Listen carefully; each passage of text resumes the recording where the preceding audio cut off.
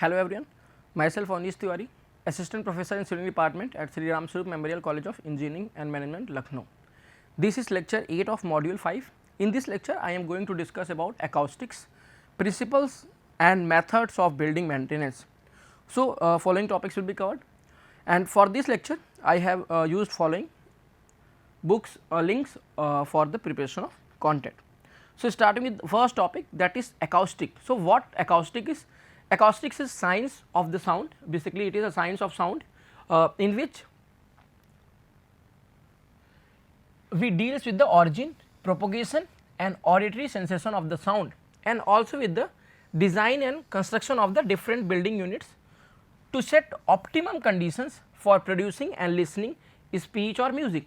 So basically हमें acoustic में देखने को मिल रहा है ये साइंस ऑफ साउंड है, जिसमें कि हम ऑरिजिन की बात कर रहे हैं, प्रोपोगेशन की बात कर रहे हैं, उनके सेंसेशन की बात कर रहे हैं, अलॉन्ग विथ जो आपकी डिफरेंट बिल्डिंग्स हैं उनके डिज़ाइन और कंस्ट्रक्शन से, जिससे कि हमें एक ऑप्टिमम रिजल्ट मिल सके कि आपकी जो भी साउंड से जो प्रोड्यूस हो रही हैं उनका प्रोडक्शन भी प्रॉपर हो और साथ में जो आपके रिसीवर्स हैं उन तक जो आपकी साउंड है वो प्रॉपर पहुंच सके. And the knowledge of this science is necessary for proper functional design of the theatre, cinema halls and auditoriums. अब ज़रूरी क्यों है? इट्स ऑब्वियस कि अगर हमें इनके बारे में आइडिया नहीं होगा तो जब भी हम थिएटर की डिज़ाइनिंग करेंगे, कॉन्फ्रेंस हॉल की डिज़ाइनिंग करेंगे, तो हम ये नहीं कंसीडर कर सकते किस तरीके से आपकी जो साउंड है उस पर्टिकुलर लोकेशन पे मूव कर सकती है, रिफ्लेक्ट कर सकती है और जो है एब्जॉर्ब हो सकती है. तो जब तक हमें डिफरेंट फिनोमिनल्स के बारे में नहीं पता होगा, हम कभी भी एक एफिशिएंट सिस्टम की डिज़ाइनिंग नहीं कर सकते हैं, या आप जो बाहर की अनवांटेड साउंड्स हैं उनसे अपने उस पर्टिकुलर रूम को इंसुलेट या आइसोलेट नहीं कर सकते. सो इसका नॉलेज होना मैंडेटरी है. Coming to next, that is generation and propagation of sound wave. How sound wave generated? So basically sound wave generated in the air when a surface is vibrated because of vibration in the surface. जो है हमारा air में आपकी sound wave जो है generate हो रही हैं, एंड जो आपके वाइब्रेटिंग सरफेस हैं that setups a wave of, इन वाइब्रेटिंग सरफेस से हमें वेव मिल जाती हैं of compression and refraction, compression and rarefaction in the air ना. So because of vibrating surface it results in the formation of wave, and the wave is in the form of compression and rarefaction in the air, and this compression and rarefaction in the air sets the eardrum to vibrate, and because of that compression and rarefaction जो हमारी eardrum है वो vibrate करती हैं, और because of vibration of eardrum जो हमारा movement हो रहा है eardrum में, इससे जो सिग्नल्स प्रोड्यूस हो रही हैं, जो साउंड सेशन प्रोड्यूस हो रही हैं, उन्हें जो है ब्रेन कन्वर्ट करता है. मीन्स फाइनली जो सिग्नल्स रिसीव हो रही हैं उन्हें ब्रेन जो है एक साउंड सेंसेशन में कन्वर्ट कर देता है. अब कमिंग टू नेक्स्ट कि जो आपकी ये साउंड सेंसेशन प्रोड्यूस हो रही हैं, कौन सी प्लीजिंग इफेक्ट की होंगी, कौन सी आपकी बोल सकते हो डिसप्लीजिंग इफेक्ट या इन द फॉर्म ऑफ नॉइज होंगी. सो ऐसी साउंड वेव्स जो कि पीरियोडिक हैं, रेगुलर हैं एंड लॉन्ग कंटिन्यूड हैं, they produce pleasing effect na, and the pleasing effect is for what? That is of musical sound. In reverse of that, अगर आपकी sound wave कैसी है, नॉन पीरियोडिक हो, इरेगुलर हो and of very short duration, then it will cause displeasing effect, and displeasing effects जो sounds होती हैं we call it as a noise. तो हम उन्हें बेसिकली नॉइस कहते हैं. अब कैरेक्टरिस्टिक्स ऑफ ऑडिबल साउंड कैसी हैं? तो जनरली हमने देखा कि साउंड जो है travel in the form of waves which is a series of compression and rarefaction created in the medium through which it travels, and the sound wave are longitudinal waves, hence each particle of the medium through which sound wave is proceedings move backward and forward. So जो particles हैं वो backward और forward move करेंगे. क्यों? क्योंकि यहाँ पे ये दोनों जस्ट सीरीज में हमें देखने को मिल रही हैं, और ये जो मूवमेंट है ये along the line of direction in which sound is travelling. So उस सिचुएशन में हमें देखने को मिल सकती है. Next one is the velocity of sound depends on the nature and the temperature of the medium, कि आपका नेचर कैसा है. सिंपली आप बोल सकते हो क्या वो या जो आपके मीडियम है जिससे मूव कर रहे हैं. सो सॉलिड में हमें वेलोसिटी दूसरी देखने को मिलेगी, आपको लिक्विड में वेलोसिटी दूसरे को देखने को मिलेगी. सो ये डिफरेंट मीडियम से आपको डिफरेंट वेलोसिटीज़ ऑफ साउंड देखने को मिल सकती है. फॉर एग्जांपल जो आपका साउंड है वो फास्टर ट्रैवल करता है सॉलिड में and liquid then in air. So जो वेलोसिटी है साउंड की वो faster in solids and liquid है विद रिस्पेक्ट टू अगर हम एयर की बात करें। And the velocity of sound is also dependent upon the moisture in the air and temperature of the air. So moisture पे भी डिपेंडेंट है and जो आपकी एयर की टेम्परेचर उस पर भी डिपेंडेंट है। फॉर एग्जाम्पल अगर हम बात करें कि अगर आपकी टेम्परेचर जो है 20 डिग्री के सेल्सियस है, देन उस केस में जो वेलोसिटी होगी वो आपको 343 मीटर पर सेकेंड देखने को मिलेगी। And the sound can not travel in the vacuum. So basic vacuum में आपको साउंड कभी भी ट्रेवल करता हुआ नहीं दिखेगा। कैरेक्टरिस्टिक्स की बात करेंगे तो साउंड्स की कैरेक्टरिस्टिक्स में हम इंटेंसिटी एंड लाउडनेस की बात करेंगे, फ्रीक्वेंसी एंड पिच की बात करेंगे एंड क्वालिटी की बात करेंगे, मीन्स आपकी क्वालिटी ऑफ द साउंड बात करेंगे। So starting with intensity and loudness. So what intensity and loudness? So intensity and loudness of the sound, तो बेसिकली यहाँ पे क्या है, जो हमारा intensity sound is defined as the amount और flow of the wave energy crossing per unit time through a unit area taken perpendicular to the direction of the propagation. Means basically हमारा कितना amount of flow of wave है, जो amount है आपका basically आप बोल सकते हो, या जो वेव की फ्लो है, एनर्जी है, crossing per unit time through a unit area. अब इनका डायरेक्शन जो होगा that is perpendicular to the direction of propagation होगा। And next one is loudness of sound corresponds to the degree of sensation. Basically हम यहाँ पे बात करें वेव एनर्जी की फ्लो की, यहाँ पे बात कर रहे हैं जो लाउडनेस ऑफ साउंड है कि डिग्री ऑफ सेंसेशन कैसा है। आपकी इंटेंसिटी काफ़ी ज़्यादा हो सकती है, ये भी पॉसिबल है कि आपकी जो लाउडनेस है ये पर्सन टू पर्सन वैरी करे ना, ये क्योंकि डिपेंड किस पे कर रहा है, ये डिग्री ऑफ सेंसेशन पे डिपेंड कर रहा है। And degree of sensation also depend upon the intensity of the sound, कि साउंड की इंटेंसिटी कैसी है, साथ में जो हमारा ईयर ड्रम है उसकी सेंसिटिविटी कैसी है, and it does not increase proportionality with the intensity. And जो आपकी लाउडनेस है, ऐसा ज़रूरी नहीं है कि आप इंटेंसिटी ऑफ साउंड जिस रेशियो में बढ़ा रहे हो उसी रेशियो में आपकी लाउडनेस बढ़ जाए ना, बट यहाँ पे जो रिलेशन होगा नियरली लॉगैरिथमिक हमें देखने को मिल सकता है। And intensity of sound is purely a physical quantity which can be accurately measure. इसे हम एक्यूरेटली मेजर कर सकते हैं, वाइल हम लाउडनेस को नहीं मेजर कर सकते, क्योंकि लाउडनेस जो है ना तो ये फिजिकल क्वांटिटी है and it depends upon the degree of sensation, and ये पर्सन टू पर्सन वैरी कर सकता है, ये पर्सन टू पर्सन के ईयर या जो लिसनिंग एबिलिटी है उस पर ये आपका वैरी कर सकता है। सो एग्जैक्ट मेजरमेंट आपके लाउडनेस का पॉसिबल नहीं है। नेक्स्ट वन इज फ्रीक्वेंसी और पिच। सो फ्रीक्वेंसी और pitch is what? It is the number of cycles which sounding body makes in each unit of time. So कितना number of cycle है जो कि एक साउंडिंग बॉडी आपके पर unit time में प्रोड्यूस कर रही है, आप इतना साइकिल्स देखने को मिल रहा है, we call it as a frequency और pitch. It measures the quality of sound. जो भी आपका फ्रीक्वेंसी या पिच है उससे साउंड की क्वालिटी जो है मेजर की जा सकती है। एंड बिकॉज ऑफ दिस हम ये बोल सकते हैं कि ये फ्रीक्वेंसी या पिच ही वो कैरेक्टरिस्टिक्स है जिससे कि हम एक श्रिल साउंड को डिस्टिंग्विश कर सकते हैं ग्रेव वन से ना। इवन अगर आपकी दो ऑब्जेक्ट्स हैं, दो साउंडिंग बॉडीज़ हैं जिनकी इंटेंसिटी सेम है और हमें उन्हें डिस्क्रिमिनेट करना होगा, तो उन्हें डिस्क्रिमिनेट करने के लिए we consider the characteristics which is frequency और पिच। हो हम इससे क्या कर सकते हैं, जो है उसे कंपेयर कर सकते हैं, उसके बीच में डिस्क्रिमिनेट कर सकते हैं। And the sensation of pitch depends upon the frequency with which the vibrations succeeds one another at the ear ना। The greater the frequency higher will the pitch. So जितनी ज़्यादा फ्रीक्वेंसी होगी हमको उतनी ज़्यादा पिच देखने को मिलेगा, lesser the frequency lower will the pitch ना। The frequency scale covers a wide range of varying from 20 cycles per second to 1500 cycles per second. So जो फ्रीक्वेंसी है वो आपकी वैरी कर सकती है 20 cycles to 1500 cycles per second. Next one is quality. So जो हमारी क्वालिटी ऑफ साउंड है, इट इज़ दैट कैरेक्टरिस्टिक्स जिसके वजह से हम क्या करते हैं, दो नोट्स के बीच में, मीन्स अगर आपकी पिच सेम है, उन पिच में अगर हमें दो नोट्स को डिस्टिंग्विश करना है तो हम इस क्वालिटी ऑफ साउंड से क्या कर सकते हैं, उसे डिस्टिंग्विश कर सकते हैं। साथ में loudness played on two different instruments हैं या produced by two different voices हैं। अगर दो लाउडनेस ऐसी हैं जो कि आपके दो डिफरेंट इंस्ट्रूमेंट से प्रोड्यूस हो रही हैं या दो डिफरेंट वॉइस हैं, अगर उनके हमें नोट्स में डिफरेंस आइडेंटिफाई करना है, देन हम उनकी क्वालिटी से जो है आइडेंटिफाई कर सकते हैं।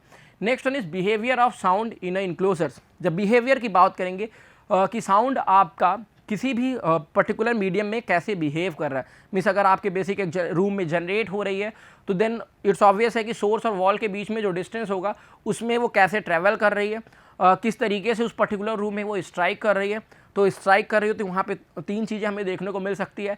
एक तो ये पॉसिबिलिटी है कि कुछ साउंड आपकी वहाँ से रिफ्लेक्ट हो जाए, दूसरी पॉसिबिलिटी ये है कि कुछ साउंड एनर्जी आपकी एब्जॉर्ब हो जाए सरफेस से, या जो वहाँ पे ऑक्यूपेंट्स हैं मीन्स जो भी लिसनर्स हैं वो उसको कुछ एब्जॉर्ब कर लें, और साथ में ये भी पॉसिबिलिटीज़ हैं कि जो भी आपकी वॉल है उससे कुछ साउंड जो है क्या हो जाए, वो ट्रांसमिट हो जाए, कि मीन्स एक रूम से दूसरे रूम में ट्रांसमिट होकर ईजिली पहुँच सके। तो बेसिक आपको यहाँ पे रिफ्लेक्शन देखने को मिल रहा है, और आपको यहाँ पे एब्जॉर्प्शन देखने को मिल रहा है, और साथ में आपको ट्रांसमिशन देखने को मिल रहा है। तो ये 3 डिफरेंट थिंग्स देखने को मिल रही है।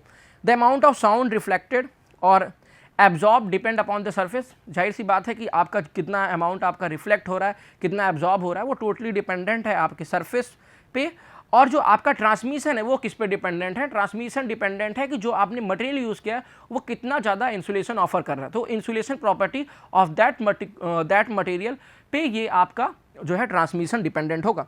सो रिफ्लेक्शन ऑफ साउंड में बात करें कि साउंड किस तरीके से रिफ्लेक्ट हो रही है, तो जैसे हम लोगों ने पढ़ा होगा loss of reflection in case of light, same यहाँ पे हमें देखने को मिलता है। साउंड वेव सेम उसी तरीके से बिहेव करेंगी जैसा कि वहाँ पे हमें सेम लॉस जो लाइट में देखने को मिल रहा था।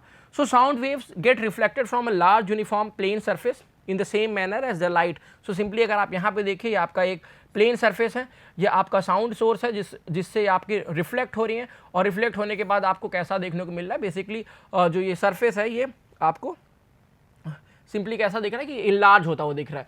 और दूसरी चीज़ ये है कि अगर हम सरफेस पे बात करेंगे, आपकी अगर ये लाइट वेव्स होती थी और उसके बाद नॉर्मल होता था, तो स्ट्राइक करने के बाद जो angle of incidence and angle of reflection जो है वो दोनों सेम देखने को मिलता था। सेम यहाँ पे भी है, साउंड वेव कुछ उसी तरीके से आपकी जो है परफॉर्म करती हैं।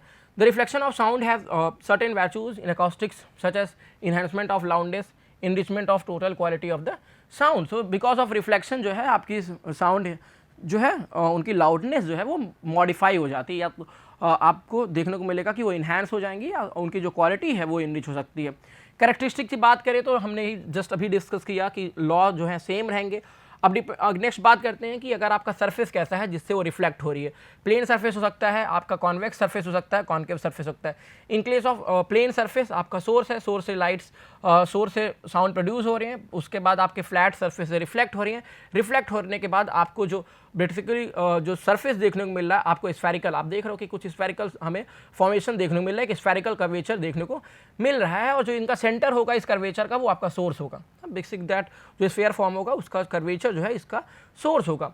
नेक्स्ट हम बात करें अगर आपका कॉन्वेक्स सरफेस है, उस केस में क्या होगी, जो आपकी साउंड वेव्स होंगी वो आपकी मैग्नीफाइड हो जाएंगी एंड बिगर हो जाएंगी, दे आर इटेन्यूएटेड एंड वीकर हो जा रही हैं ना। अगर आप यहाँ पे देखो, ये आपका कॉन्वेक्स सरफेस है, इस केस में सोर्स है, सोर्स से आपकी साउंड प्रोड्यूस हो रही है, इसके बाद ये क्या हो रहा है, ये मैग्नीफाई होता चला जा रहा है, कंसिडरेबल बिगर हो जा रहा है, एटेन्यूएट हो रहा है and they get weaker. Okay, और इसके साथ अगर आप ये चीज़ देखो, ये क्या हो रहा है, स्प्रेड बहुत ज़्यादा हो रही है। तो स्प्रेड होगी तो फाइनली जो आप वहाँ पे जो भी लोग होंगे, जो रिसीवर होगा वो कम अमाउंट ऑफ एनर्जी रिसीव करेगा, और जो आप बोल सकते हो कि जो सेंसेशन है, जो साउंड वहाँ तक पहुँच रही है वो काफ़ी कम पहुँचेगी। नेक्स्ट बात करेंगे जब आपका सरफेस कैसा हो, कॉनकेव सरफेस है। कॉनकेव सरफेस के केस में क्या होगा, जो आप देख रहे हो अगेन साउंड प्रोड्यूस हो रही है, साउंड रिफ्लेक्ट हो रही है, ये उसका क्या हो रही है, कोशिश करें कंसंट्रेट करने के पॉइंट ऐसा आएगा जिसके बाद आपकी ये साउंड जो है वो कंसंट्रेट हो जाएंगी, basically they are getting condensed, and उसके बाद क्या है, ये एम्पलीफाई हो जा रहा है। सो concave surface may be provided for the concentration of the reflected waves. So basically हमें जहाँ पे भी साउंड वेव का कंसंट्रेशन चाहिए होगा, हम चाहते हैं कि एक पर्टिकुलर पॉइंट पे कंसंट्रेट कर जाए, सो उस केस में क्या करेंगे, we go for concave surface. Next one is defects due to reflected sound. अब रिफ्लेक्शन हो रहा है तो यहाँ पे दो डिफेक्ट्स भी देखने को मिल रहे हैं, एक तो आपको इको देखने को मिलेगा और दूसरा रिवर्बरेशन देखने को मिलेगा। Then starting with first that is echo, and echo is produce when reflected sound wave reaches the ear just when original sound from the source has been already heard। Means हमने ये देखा भी होगा कि कभी आपके साउंड से sound source से साउंड प्रोड्यूस हुई, हमने फर्स्ट टाइम उसे क्या कि जस्ट सिंपली हियर किया, जैसे ही वो आपकी सीज होती है वैसे ही आपका क्या होता है, एक दूसरी साउंड चली आती है, and that is because of echo. So we can say that this is a repetition of sound. अब प्रॉपर सेंसेशन की बात करेंगे कि इको प्रॉपरली क्लियर होना चाहिए, तो जनरली जो आपका साउंड है उसे परसिस्ट मीन्स उसका जो परसिस्टेंस टाइम है that is 1/10 of the second, means ना साउंड प्रोड्यूस हुई एंड जो उसका परसिस्टेंस टाइम है that is 1/10 of the second after the source have been ceased. Sound produce हुई, सोर्स आपका बंद है, अब 1/10 सेकेंड तक वो आपके उस पर्टिकुलर इन्वायरमेंट में रहेगी। सो इको को प्रॉपरली डिस्टिंग्विश किया जा सके, सो कैसे डिस्टिंग्विश होगा कि जो इको वाली साउंड है वो कब ब्रीच करे, इतने अमाउंट ऑफ टाइम के बाद, क्योंकि इतने अमाउंट ऑफ द टाइम पे हमारी जो साउंड वेव ओरिजिनल सोर्स से जनरेट है वो ऑलरेडी एग्जिस्ट कर रही है। सो फॉर दैट जनरली जो आपकी वेलोसिटी है आपके साउंड की that is 340 meter per second. It means कि जो आपका इस पर्टिकुलर टाइम में कितनी डिस्टेंस ट्रेवल करेगी that is 34 meter. So means अगर आपका ये पर्टिकुलर सोर्स है और यहीं पे आप अज्यूम कर दीजिए कि लिसनर है, यहाँ पे आपकी वॉल है जिससे रिफ्लेक्ट हो रही है, साउंड मूव करेगी, मूव करने के बाद आपके पास लिसनर तक पहुँचेगी, तो ये कितना डिस्टेंस होगा 2 times. Means we can say that कि जो आपका सोर्स और जो लिसनर है, मीन्स आप बोल सकते हो कि जो आपका यहाँ पे सोर्स है और जो ये रिफ्लेक्टिंग सरफेस है उसके बीच की जो मिनिमम डिस्टेंस होनी चाहिए that is half of 34 means 17 metre कम से कम होना चाहिए। सो अगर हमारी डिस्टेंस जो 17 मीटर है, सो जो आपका इको प्रोड्यूस होगा हम उसमें बहुत ही ईजिली जो है क्या कर सकते हैं, सेंस कर सकते हैं और वो ओवरलैप नहीं करेंगी ओरिजिनल साउंड से। सो इसके साथ यहाँ पे मल्टीपल रिफ्लेक्शंस भी पॉसिबल हैं। अगर मल्टीपल रिफ्लेक्शंस हो रही हैं इट मीन्स जो इको प्रोड्यूस होगा वो भी कैसा होगा, वो मल्टीपल होगा, ठीक है। और इसी फेनोमेनन को यूज़ करके हम क्या करते हैं, जैसा देखा है कि जब भी थंडरिंग होती है, जो भी साउंड्स प्रोड्यूस होती है, तो वहाँ पे मल्टीपल इकोज हमें देखने को मिलते हैं। Next reverberation. So what is reverberation, ये हमने फील भी किया होगा, जनरली देखा होगा, कभी आप ऐसे रूम में जाइए तो पूरी तरीके से वैकेंट है, एम्पटी है, अगर वहाँ पे हम कभी भी कुछ बोलते हैं तो ऐसा लगता है कि आवाज़ मल्टीपल टाइम्स जो है वहाँ पे गूंज रही होती ना, साउंड की परसिस्टेंस जो है वो रह जाती काफ़ी ज़्यादा टाइम के लिए। So basically in case of public halls auditorium the sound persist even after the source has ceased. The persistence of sound is known as reverberation and this reverberation is due to multiple reflection in an enclosed space। so जब तक वो आपकी sound की energy पूरी तरीके से absorb नहीं हो जाती है तब तक हमें ये देखने को मिलता है। सो अगर हम जब भी रिवर्बरेशन की कंट्रोल की बात करेंगे तो हम कैसे कर सकते हैं, हमें उस रूम में प्रॉपर एब्जॉर्बिंग मटेरियल्स प्लेस करने में, ऐसे मटेरियल जो कि साउंड एब्जॉर्ब कर ले, तो रिवर्बरेशन बहुत ही जल्दी जो है आपका क्या हो जाएगा, एंड हो जाएगा, ठीक है। एंड जितने टाइम के लिए आपकी साउंड परसिस्ट करती है we call it as a reverberation time, okay. Next one is absorption की बात करेंगे। जब एब्जॉर्प्शन की बात कर रहे हैं तो मीन साउंड वेव अगेन जो प्रोड्यूस हो रही है, प्रोड्यूस होने के बाद आपके सरफेस पे स्ट्राइक कर रही है, तो कुछ पार्ट तो आपका क्या हो रहा है, रिफ्लेक्ट हो जा रहा है, लेकिन कुछ पार्ट आपका एब्जॉर्ब हो जाएगा by the action of friction. And ये जो एब्जॉर्प्शन हो रहा है किसी भी हॉल में या ऑडिटोरियम में, वो डिफरेंट जो 4 डिफरेंट वेज हैं, या तो एयर में हो जाए बिकॉज एयर में भी फ्रिक्शन होगा, जो ऑडियंस है वो भी एब्जॉर्ब कर लेंगे, जो भी आपके फर्नीचर और फर्निशिंग्स हैं वो भी एब्जॉर्ब कर लेंगे, साथ में जो आपके बाउंड्री सर्फेसेस हैं, फ्लोर्स हैं, सीलिंग्स हैं, वॉल हैं, ये भी क्या करेंगे, आपके साउंड की एनर्जी को एब्जॉर्ब कर लेंगे। Coming to next, good acoustic materials कौन से हैं। सो जब भी हम प्लानिंग करेंगे तो planning sound point of view से, अकॉस्टिक पॉइंट ऑफ व्यू से हमेशा हमें गुड अकॉस्टिक मटेरियल्स कंसीडर करने चाहिए। सो इसमें पहला पॉइंट ये है कि हाई कोफिशिएंट ऑफ एब्जॉर्प्शन देखने को मिले, ज़्यादा एब्जॉर्प्शन होगा इट मीन्स आपके रिवर्बरेशन वहाँ पे कम होंगे। नेक्स्ट जो डिफेक्ट है वो इग्नोर हो जाएगा। नेक्स्ट बात करेंगे कि जो मटेरियल हो, जो आपका कैसा हो, वो वाइड रेंज ऑफ फ्रीक्वेंसीज़ पे वर्क करे, साथ में ईजिली अवेलेबल हो, आपका चीप हो, जहाँ पे भी इसे फिक्स करो वहाँ पे आपको प्लीजिंग अपीयरेंस देखने को मिल जाए, और इसके साथ इसको इंस्टॉल करने के लिए ऐसा ना हो कि हमें अलग से सपोर्टिंग मटेरियल्स यूज़ करने हैं, वो सेल्फ सपोर्टिंग होना चाहिए ना, जिससे कि ईजिली हम उसे क्या कर सके, फिक्स कर सके। साथ में it should have fire resisting ability, इसके अंदर स्ट्रक्चरल स्ट्रेंथ देखने को मिलनी चाहिए, एंड अलॉन्ग विद ऑल इसके अंदर हीट इंसुलेटिंग एबिलिटी होनी चाहिए, and it should also be non hygroscopic, ऐसा नहीं है कि बाहर से मॉइस्चर को एब्जॉर्ब कर ले रहा है। And along with all that parameter it should be durable and should not be liable of attack by insects या टर्माइट्स। सो इसमें अटैक्स ना तो इंसेक्ट्स का, टर्माइट्स का ना हो, ओके। कॉमन अकॉस्टिक डिफेक्ट्स की बात करेंगे तो जनरली भी हमने 2 डिफेक्ट्स की बात की, that is because of reflection. So यहाँ पे भी वो 2 डिफेक्ट्स आपको देखने को मिलेगा, एक रिवर्बरेशन है, दूसरा फॉर्मेशन ऑफ इकोज है, sound foci, dead spot, insufficient loudness and exterior noise. So just अभी हम लोगों ने 2 डिस्कस किया, reverberation and echo formation. So echo formation में क्या था, बिकॉज ऑफ जो हमारी साउंड रिफ्लेक्ट हो रही है वो दोबारा जो है पहुंच रही है, मीन्स जो भी रिसीवर है वहाँ पे, मीन्स आवाज़ जो है उसके लिए हम लोगों ने ये कर रखा था कि जो डिस्टेंस होनी चाहिए मिनिमम 17 मीटर होगी, अगर 17 मीटर से कम होगी तो जो साउंड्स हैं वो ओवरलैप कर जाएंगी और दोनों में आपको क्लियरिटी देखने को नहीं मिलेगी। और दूसरा डिस्कस किया था reverberation because of improper absorption, जो आपकी साउंड है वहाँ पे वो परसिस्ट कर रही है, सो जिसकी वजह से आपको मल्टीपल टाइम्स साउंड सुनने को मिल रही है और वहाँ पे हमें कन्फ्यूजन मिल जाता है कि साउंड के बीच में क्लैरिटी नहीं होती है। जो थर्ड है that is sound foci. Sound foci के केस में क्या है, जब भी हमने बात किया था कॉनकेव और कॉन्वेक्स सरफेस की, तो कॉनकेव के केस में क्या था कि हमारा जो भी साउंड था बेसिकली वो क्या हो रहा था, सोर्स यहाँ प्रोड्यूस हो रहा था, सोर्स से प्रोड्यूस हो रहा है, उसके बाद जब ये रिफ्लेक्ट हो रहा है तो रिफ्लेक्ट होने के बाद वो अल्टीमेटली कहीं ना कहीं क्या हो रहा है, आप अगर देखो तो वो ऐसा हो रहा है कि कंडेंस होते कहीं पे जाके वो कंसंट्रेट हो जाएगा। सो जिस पॉइंट पे कंसंट्रेट होगा वहाँ की इंटेंसिटी बहुत ज़्यादा होगी and we call it as a sound foci ना। सो जो कंसंट्रेटेड पॉइंट है वहाँ पे है। सो ये डिफेक्ट्स किस वजह से, अगर हम बात करें कि डिफेक्ट्स किस वजह से देखने को मिल रहा है, तो ये डिफेक्ट्स है आपके यहाँ के इस सरफेस की वजह से।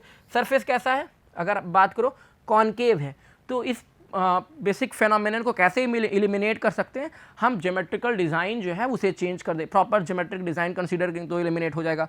हम हाईली एब्जॉर्बिंग मटेरियल यूज़ कर लेंगे, सो उस तरीके से कंट्रोल हो जाएगा।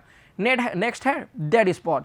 अब डेड स्पॉट क्या है, बेसिक हम अगर बात करें यहाँ पे जो साउंड फोकाई फॉर्म हो रही थी, तो इसका मतलब क्या है कि साउंड जो है एक पर्टिकुलर पॉइंट पे जाके कंसंट्रेट हो रहा है।